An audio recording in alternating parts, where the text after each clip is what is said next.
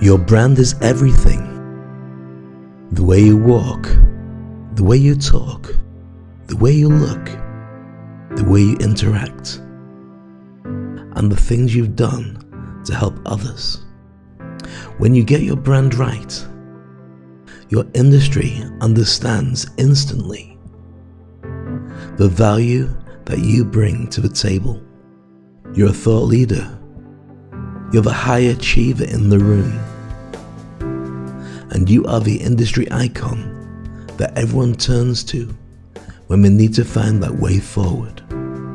Because in a world where everybody's stepping up, you need to fly. Join the Industry Icon program with SpeakOnstage.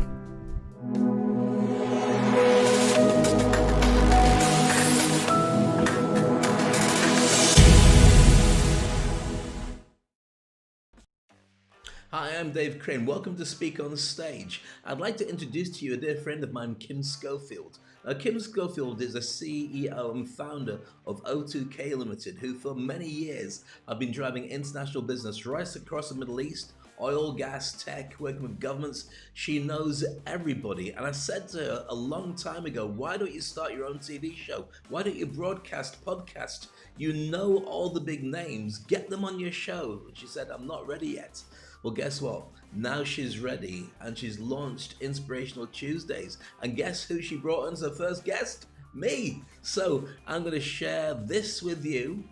Exciting moment for me. I hope you enjoy it and connect with Kim online as well. That's Kim Schofield, Inspirational Tuesdays, brought to you with Speak on Stage.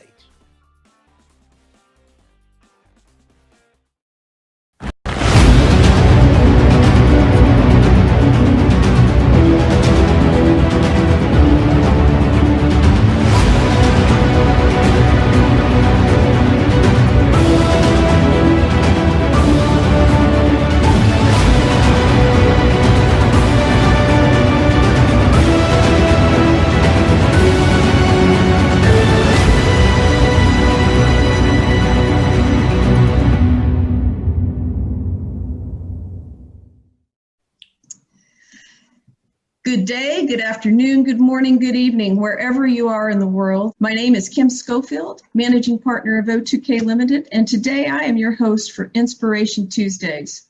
We really appreciate you joining us for our very first program. Inspiration Tuesdays is going to host guests from all over the world that have been an inspiration to their industries, colleagues, and communities.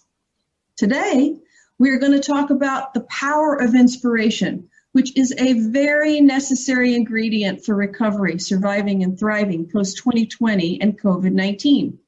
Our guest today, Dave Crane, is one of the most infamous names in public speaking and inspirational program. He is a UAE icon who has emceed the Emirates Airline Dubai Rugby Sevens for over 20 years. Dave has been a true source of inspiration to thousands of people worldwide during the COVID crisis.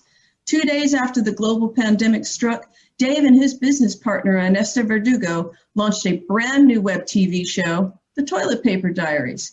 And for 50 consecutive days, they helped people living in lockdown worldwide cope with the pressures of quarantine. The show covered everything from mental health to reinventing your business to effective leadership and cybersecurity. And on the 50th show, he had an incredible 25 guests, including royalty, industry icons, thought leaders, celebrities, top authors, high achievers, and radio TV personalities. I would like to welcome Dave Crane to Inspiration Tuesdays. Thank you so much, Dave, for being here. Wow, what a great intro. Thank you so much. The thing is, everything you said there, as I'm listening, going, wow, this guy sounds really interesting. I wonder who he is. And then you say Dave Crane at the end and go, oh, him, he's back again. Who made up all that stuff about him? It is true. I have done all those things. But the interesting thing is, I haven't had a CV for 30 plus years. I've had no need to write one out because I don't want to work for anybody. I love doing what I do. And every single thing in it doesn't seem like a wow when you're in the middle of it. It's just a gig, or it's just an event, or it's just something that I've done. And I really love the idea that you can only you can only really read life backwards by looking at what happened. When you're in it, it's like a fish looking for water, saying, where's this water stuff I've heard so much about? And you're going to say, well, no, you're in it. That's exactly what it is. And I feel my life is like that anyway. Who or what inspired you to begin your career in journalism, social media? Well, that's a great question. I used to grow up wanting to be on stages with Michael Jackson. Now, obviously, when you're a kid, he was a hero. Much later on, you go, no, I don't want to go anywhere near Michael Jackson, especially if I was a kid then. But I look back at that, and what I wanted to be was I wanted to be famous. And it wasn't for all the trappings of money and all the celebrity and stuff. I realized in retrospect, probably looking at it now, it was about significance. It was about the ability to not be ignored. Now, that's not so important for me now. It is still quite important because I demand that when I'm working, but if it's not worth it, I'll do it a different way. But it's not because I'm not humble, I don't enjoy what I do and I don't want to help people. It's just a way of gauging to see if it's having an impact. So if I'm doing something that nobody's paying any attention to and I can't see any value in doing it, then why am I still doing it? But there are things I do that don't have a huge impact, but are very significant to me and make a big difference. And I'll put everything into it and make sure it still works. So as for who inspired me at a very early age, I've got to say, as many people would say, my dad, because as a role model, he was very cool. He's still with us, thank goodness. But he's very cool in the way he deals with things. We argue a lot more now than I've ever done in my entire life with my dad because we're both grumpy old men. But he helped me understand the world in a way that allowed me to navigate in later life with certain principles and certain things I wouldn't allow to happen and certain things that were very important values to have for your family and for the way that you grow. So that was clear. In terms of my roadmap, I think Tony Robbins, when I first read his books, made a huge difference. I was kind of lost from not being a student anymore. And I was basically trying to find out how I get from A to B because everyone around me had no idea. Reading Tony Robbins' stuff allowed me to see that there were a bigger picture of that. And also with Jack Canfield, his stuff really inspired me as well. But that question is often asked to me, who do you see as your mentors?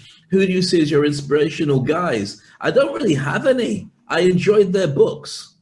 But I certainly don't spend my time going, oh, wow, they're great and all the rest of it. There's a British hypnotist called Paul McKenna, who's a very famous guy in the UK. And he was a radio DJ who transformed himself into a personal development guru using NLP, neuro-linguistic programming, and so on. And I remember when I was a DJ, or wanting to be a DJ years ago when I was like a teenager or a student, he was on the radio, then suddenly he dropped away and disappeared from the radio. And he was okay on the radio, wasn't brilliant, and then became this stage hypnotist doing shows on TV, and then, this therapist guru. And I met him and worked with him years later, but I always remember that sometimes you've got to leave the comfort to go into a different zone that will work for you. And that later inspired me to understand and read what is an incredibly dull book, but a really brilliant strategy called the Blue Ocean Strategy. Right? Rather than fighting in red oceans that are full of blood with everyone fighting over the price and little advantages, you're looking for a blue ocean that's clear, where you can sail in any direction and you're on your own, but it's a beautiful place to be. And I've always seen that. But I found it in practical terms watching Paul McKenna make the change he made. Now, I love what he does. I think he's a really smart guy, and I spent time with him, and he's a really good guy. I don't feel so much that there's people I look up to. In many ways, I see them as benchmarks of which I've got to learn lessons from what they've done and say, right, you've got to apply that to what you do.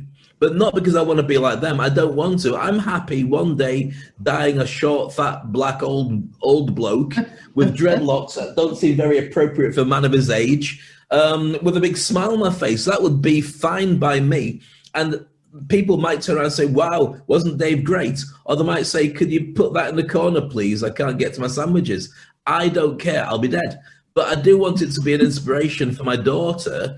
So two things. First of all, that she can see that there's a roadmap different to what the world gives her. And secondly, because people who hopefully have met me will be kind to her on her adventures. And that's pretty much how it goes. I hate being in a comfort zone because I've never really been given one. So when COVID kicked in and everyone went into lockdown and everyone's fearful for their jobs as well as their health and everything, yeah, I'm fearful for my health, but as for my job, I've never had one. As we established, I've always gone out to hunt, and you can only eat what you kill. Nobody hands you anything. Nobody turns around and says, Dave, you know what? For that hard work you've put in, welcome to the gang. Here's a palace and a car, and all these people will get you whatever you want. No, that's not it. When they work with me, it's because they look at me and say, right, who else can we get apart from Dave? Nobody. Well, he must be the best at what he does. Okay, how much does he want? Let's get him in. And I'm happy with that because that means I've worked in a direction, achieved a certain level, and it means that they're not getting me by accident. They get me because I'm the best at what I do. That's and right. That's a benchmark I can push. That's fantastic, and we should all aspire to that benchmark, to do our best, to be the best. And when people reach out to us, it's because they want us because we're the best at what we do. Sorry, I was just going to reply to you. I don't think we all should. I think that it's about, imagine we're in a massive swimming pool and some people find it really easy to just tread water. Some people are doing lengths and breadths. Some people are teaching other people to swim. Some people stay above water because they hold on to people who are going down and jump onto another person who's going down. And some people have a different strategy by creating a boat. I think you have to find your own way through life. And I can't tread water. If I tread water, I go invisible and go under the surface. So I have to keep paddling. Sometimes it looks beautiful. Most of the time it looks terrible with my little feet going under the surface. So for some people, they'll go through life saying, well, it seems so easy. I don't know what people are complaining about. And that could be for lots of different reasons. The reason I want to apply this, and I don't want to take us to a different subject, is when recently people have said to me about, what we call about institutional racism. It doesn't exist. I've never seen it. People are just making it up, but just being paranoid. Trust me, it exists. I wouldn't be doing what I'm doing if it wasn't a direct reflection of never being given anything. And if you've got me and somebody else on going for the same job, if they're not of color, I won't get it.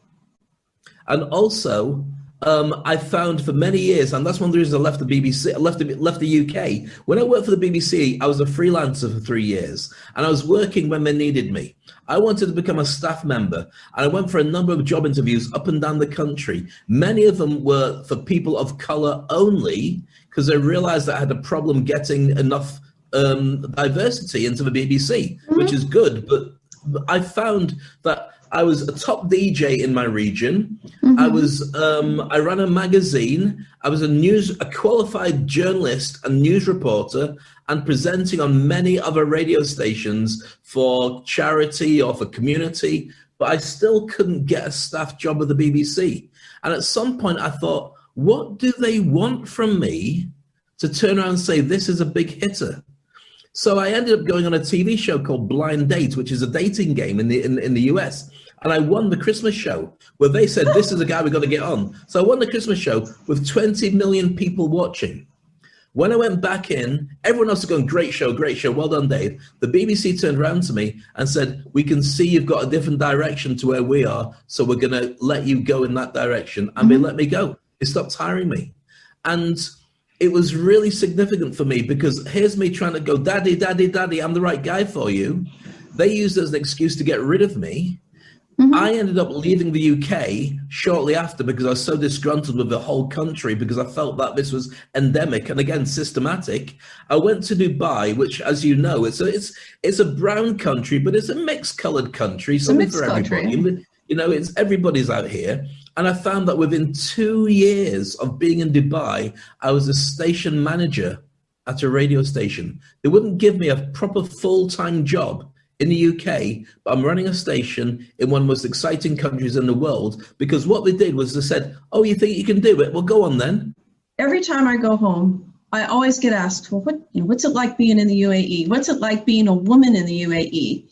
And my favorite response is, tell you what, guys and gals, it is much easier to achieve your dreams here than it is where I'm from. the U.S. And everybody looks at me, what? I said, I've never been treated disrespectfully. I've never not been given an opportunity because I was a female. And right now, with the majority of women graduating from school, a majority of graduates from school are women. And this country is doing such a wonderful job of making sure that women have opportunities. This is a great place to be for all of those things. But I do want I have to say, go ahead. I'm just going to say I agree with you. Absolutely.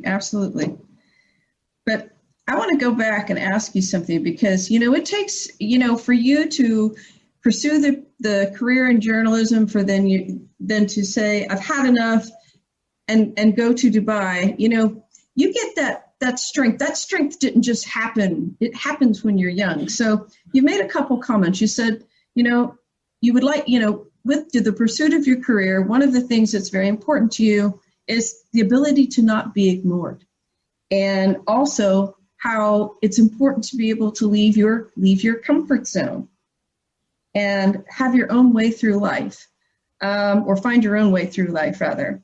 So when you were a child, was there any specific event or program or happening that was the foundation shaped who you are today, you think?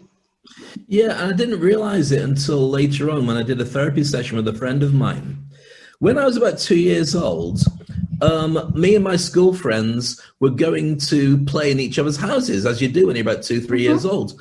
But one of the kids down our street, I remember going to their house, and the mum closed the gate on me and wouldn't let me in. Now, this is in the 70s. It's like a different world. Hopefully a different world. In many ways, it's not a different world, unfortunately. And she wouldn't let me in, and I didn't get it. I went home, and that was it. As you're a kid, you don't ask all those questions. Oh, my goodness, I have to get my video recorder out and name and shame her on LinkedIn or Instagram. You don't think like that. You just go home. And I realized that experience had set me up in many different ways for believing that I was never part of anybody's gang. Because that formative time then made me realize subconsciously, I didn't realize it properly, that I will never be part of anybody. Sometimes I get accepted, sometimes I don't, but just be prepared for disappointments. And so that allowed me to try lots of different things, but I realized that what I was waiting for was for somebody to turn around and say, that's our guy. But when it didn't get to that, what I ended up doing was punching as high as I could in my own natural weight, to the point where the only thing missing is a hand up from somebody above me, and then I'd stop. And so I've got a massive CV of lots of really strong disciplines, but very few of them actually get to a point where you say, this guy is a guru at it. And that's because I stopped doing them. For instance, played rugby, ran athletics, did a number of different things where the next thing is to join the top table, but there was no invite, so I stopped. I mean, it took a real life lesson for me to realize I won't be invited to top tables, so why don't I just make my own? So then I reviewed who I am and what I do, the life coaching, the healing, the business coaching, and I went, you know what? Why don't you go down what you're brilliant at? And at the same time, it's combined with the idea of the hedgehog concept, which the hedgehog concept is a brilliant thing from Jim Collins in his books, Good to Great and Built to Last, where he examined companies that lasted for 100 years. And what did they do that meant that after the founder had created this organization as a family business, their kids took over as a family business, and then their grandkids didn't want to take over the business because they liked the Lamborghinis and thought it was their natural right. The company would fall to bits unless they had governance, unless they had certain things in place that made sure that they had a management structure underneath the kids that would allow the company to continue. So with that, he created a thing called the hedgehog concept, which I've since realized is very similar to the ikigai, which goes back thousands of years in Japanese culture. And it's basically three circles, like a Venn diagram, one here, and one on top. So the three circles interlock. And one circle is what are you potentially the best in the world at doing? The next one is what are you passionate about doing? And the third one is what's the business model? How can you be paid for doing it? And I learned this and I loved it and I applied it in many cases, and I help people all the time to find their hedgehog. The idea of being a hedgehog is a pretty boring rodent until it curls up in a ball with its spikes on the outside, and then nothing natural can get at it. So you've got to find what you do in life that's like that. So I realized, what have I done that I'm really good at? Well, I'm brilliant at talking to a live audience anywhere, whether it's thousands of people or a small group of people, or entertaining. I've done it for like so many years, 50 years, believe it or not, this year. And what do I love doing? I love helping and coaching people. So how could that help me find a business model? What if I help and coach people to be able to talk to audiences and market themselves and create a brand? Would people pay for that? And the answer is yes. But I've got to optimize it. Who would pay best? Top end people, CEOs, decision makers, ambassadors, people who are at the top end, who, if they don't get it right, it costs them $1 million because they didn't look as good as the other person. They want to be Steve Jobs, Richard Branson. They want to be effective, so they'll hire my services, because without me, they don't get it. How do you maintain your work-life balance? I mean, you work harder than anybody. I know, up at 5:30 already online and every single day, nonstop. How do you maintain a work-life balance? I'm up at 4 because I now have a regime of breathing and meditating that I do for an hour before I wake up. Well, yeah, breathing, you need it. But I'm working with the Art of Living and Sky Schools to put together a process where your breathing is so, oh my goodness, the different types of breaths that you take, it's like food. People don't consider the way they breathe to be so important, but it carries so much weight. So I do a 45-minute breathing routine every morning before I start the day for stress management and balance and thought process. So that's brilliant. So what drives me is simple. I wrote an article about exactly this on LinkedIn, and I do an hour every day, or 2 hours every day more than my competition. And it's not because I'm not good, it's because they might be better, they might be younger, they might be more savvy. But one thing I can do is I can outwork them. So if I take 2 hours every morning to put in an extra 2 hours, it actually works out to be something like 28 days extra a year that I have over my competition. I get a whole month of work. So I decided to call this extra month Maya, my daughter's name. So I get 13 months a year. Everyone else gets 12 months a year. I can achieve a lot more. I'm doing it directly for my gorgeous daughter, who's 10 now. And it all falls into my own personal ecosystem. I fear all the time about being ineffective, and that's probably from being young and not having the opportunity to have anything hand out to me. I know that if I don't make it happen, it won't happen. So that drives me, and it does exhaust me. And lockdown has meant I'm probably working longer hours than ever before because there's no traffic. All of us are, right? I don't leave the house unless I'm going shopping or going on a brief visit or a brief meal. So I put in more hours. I do fall asleep in this gorgeous chair I have. I deliberately bought a recliner so I could press a button and it just turns into a bed. So sometimes my family come in and say, just leave Daddy, we'll call him later on. But it means I'm a lot more productive. It means I'm talking to people all around the world, and I'm really fast tracking. This year, I'm talking to such influential people. I would have had to live in their country to maybe get a meeting with them, maybe. Now we're on Zoom calls and we're on first name bases. Or bases, I don't know what plural is. And so it's been, I love where we are right now. I just adore it. Yeah, I mean, COVID-19, I think one of maybe the only positives of COVID-19 is the fact that we can easily communicate with everybody around the world. And it's opened up so many doors that would maybe not have even been opened up otherwise, Completely. It held a mirror up to everybody, and it showed you the good, the bad, and the ugly of everything we have. It shows us if we don't care about each other, then we'll not wear a mask, and we'll catch stuff, and we'll kill others. If we do care about each other, then we'll let others know that there's a problem in advance so they can do something about it. It lets us know that when we work on things, we can be connected with incredible people all around the world and share information and grow. I mean, the digital world we're in now is 10 years away. That happened now because we had to. If you can, I mean, people are reinventing their work because they've got no choice, because they can't go out and do 90% of what they used to do as a proper job. So I think that it's an enabler, and it really holds up those who can't get, who are not making the world a better place because they haven't adapted to it yet.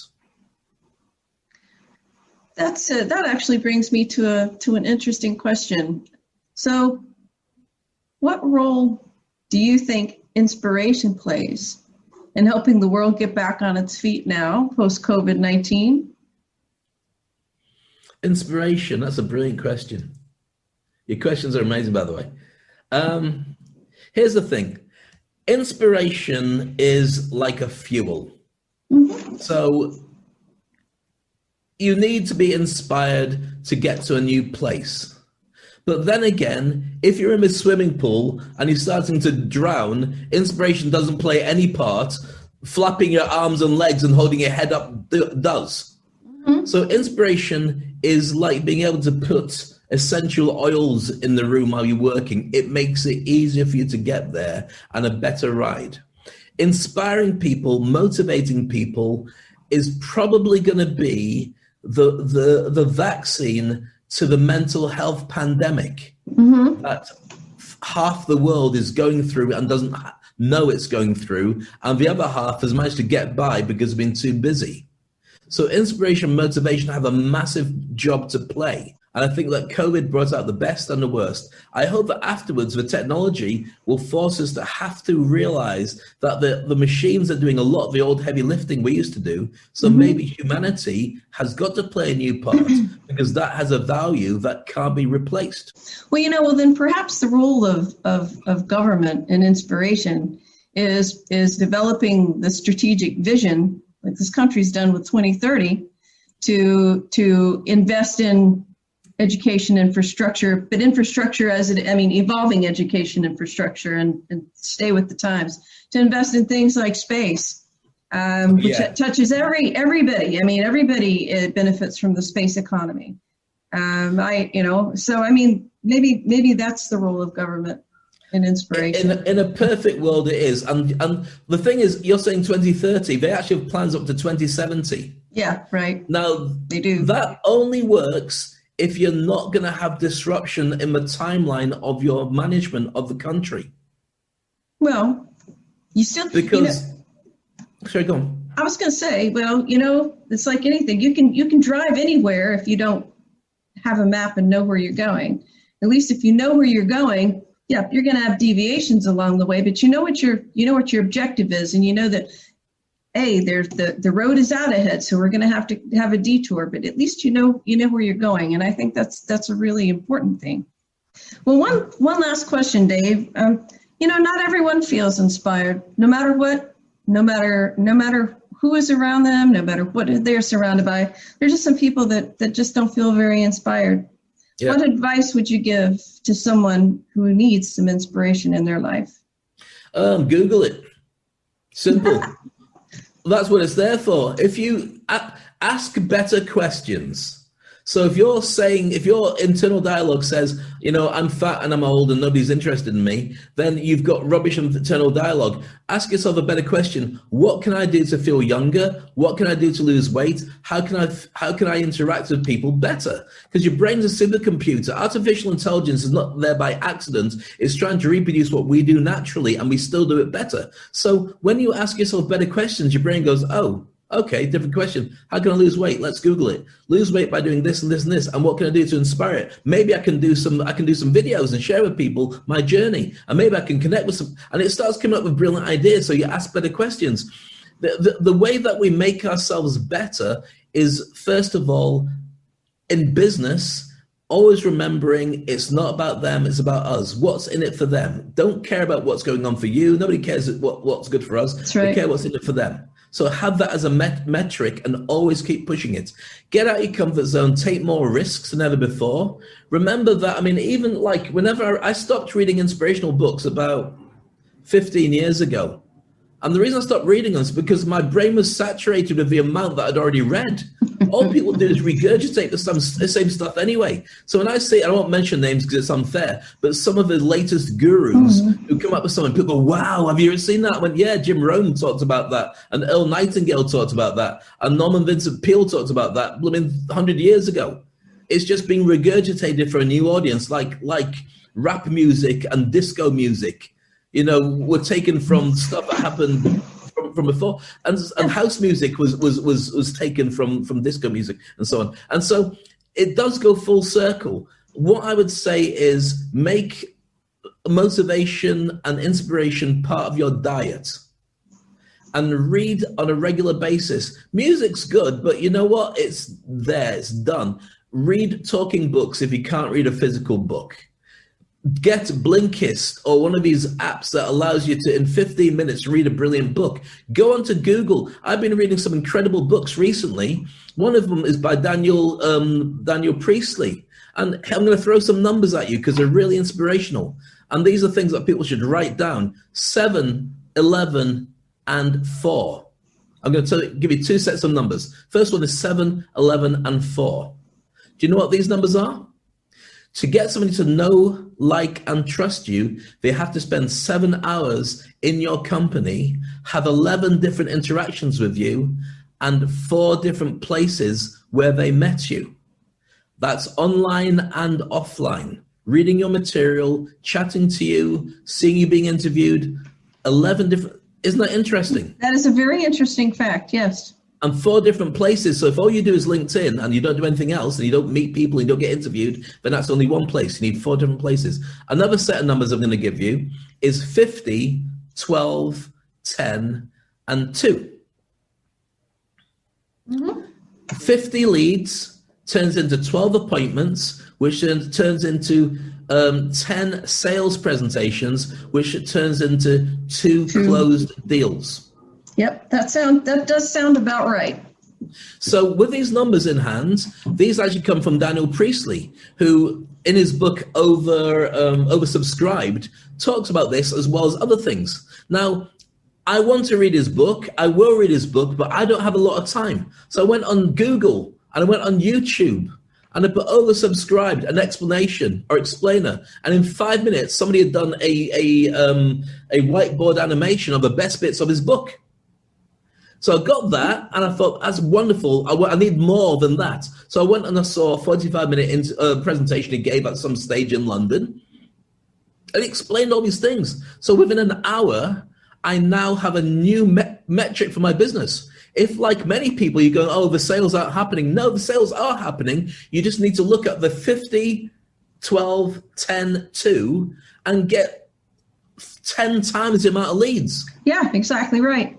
That's probably always been right? there, but you never knew it until we've had this conversation now.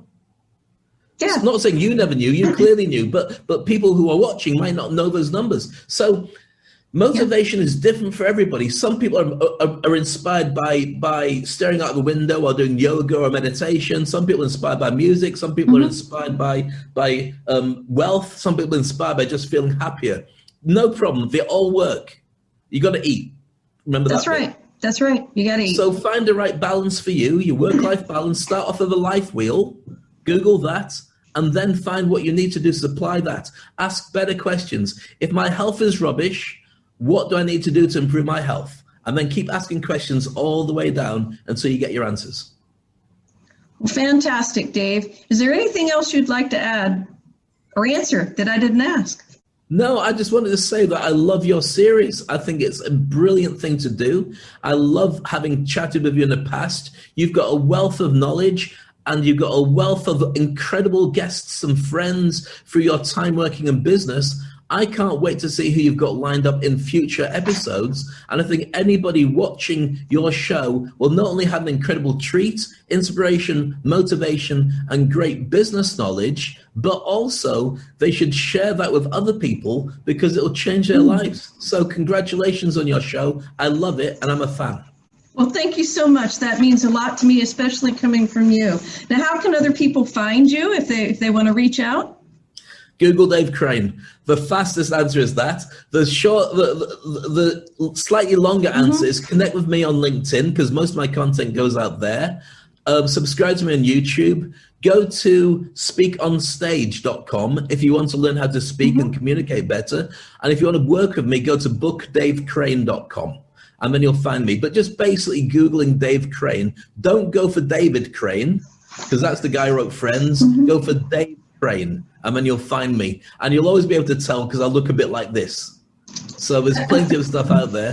And let me know how I can help you. I train industry icons. I train people to be able to fast track through their industry by being much more effective in what they do. And I think that that is a new metric for people being able to be successful in business, because your name is your brand.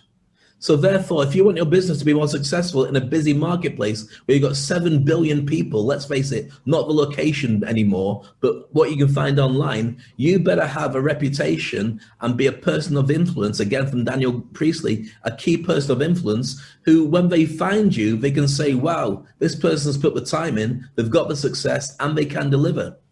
That's what I train people to do. Very good. Well, Dave, your accomplishments, drive, enthusiasm are an inspiration for us all. Thank you so very much. For our audience, you can find this video on YouTube, on our YouTube channel, Chief Inspiration Officer, and we'll have links on LinkedIn and WhatsApp and our various groups.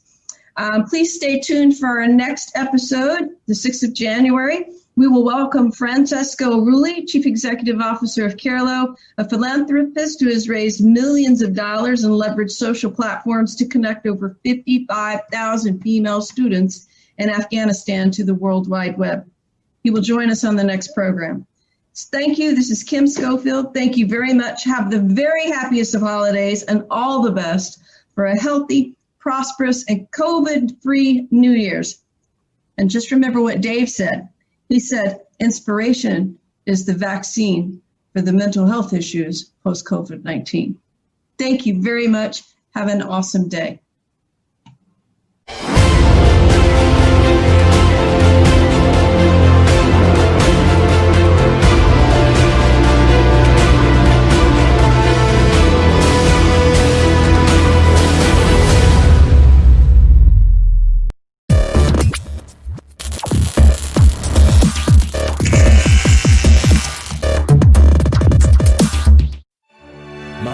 Dave Crane.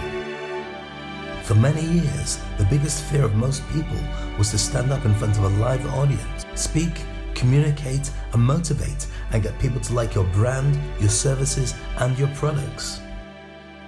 Most people got it wrong, but those who did get it right were seen as leaders. And then the lockdown happened, and now everyone's communicating through different platforms and webinars. And the problem is, if they didn't learn to communicate effectively before, they're even worse now. And they lose audiences who just switch off. And then we went digital, and the possibilities are endless. As a speaker, you can reach any amount of thousands of people, and you can share your message, you can motivate them, and you can change lives. As an event organizer, the possibilities are endless as to how big you can make an event. You don't have to worry about logistics, you don't have to worry about language. You can create something that people can watch in their own time and attend in real time at the same time.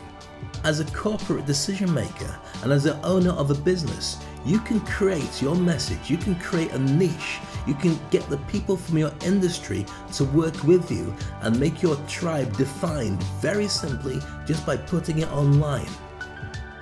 And what kind of events can you create? You can have a web TV show that dominates your industry and sends your message and your brand across the globe. You can invite in the very best of the industry as your special guests every single day. You can sell through Zoom calls and look after your team the same way. You can also have webinars that unite everybody and tell them about your latest product launches. You can also step into a digital world. Imagine that you could be a digital version of yourself, speaking at a virtual conference. Virtual conferences will change the game. Not only can you speak in a big auditorium where people from their laptops are all present in front of you, But you can also have spin-off rooms, meeting rooms. You can display the latest products, and you can also have boardroom meetings at the same event. You could do them in real time, but also leave all the content available for people to comment on or review at a later date. And the cost is a fraction. You can go global from your laptop. These are the possibilities that are for you, whether you're a speaker, an event organizer, a small business, or a big decision maker. You need to think about the new version of you and how that will impact your brand and take your opportunities to a brand new level. The possibilities are endless now that we're completely digital. You can be online and offline, on stage and off stage, and your speaking ability will drive your message, drive your brand, and change the world. It's time for you to now learn to speak on stage.